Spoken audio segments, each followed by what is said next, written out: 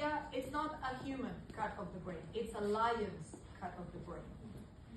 And the one on the left, what do you see as a difference? Do you see any difference? More connections. Exactly, the one in the right has more connections, and the one in the left has less connections. And those are two lions. But the lion on the left, it's a lion that lives in a zoo.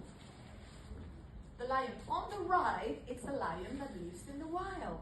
And what do you think is the main difference between a lion that lives in the zoo and a lion that lives in the wild? Sorry? Obstacles. Obstacles.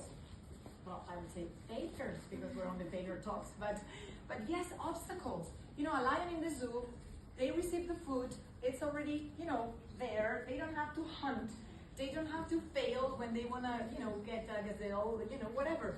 So it is, the connections, like you said very well, are much stronger in that side on the other side. So the good news is, and that's why I wanted to start with that, failure creates new connections. Success, reward doesn't. So when you risk things, when you go for things, when you try to go farther than what you thought, this is a maybe fail. This is a good thing for your brains.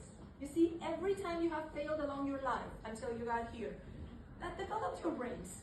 So that's not a bad thing. So I know Daniela said very well at the beginning, we learn from our mistakes, and then nobody wants to make mistakes. We always try to avoid them. I'm not saying just go and embrace mistakes and make mistakes. No, just try. And maybe it works, maybe it doesn't, but that's a good thing, okay?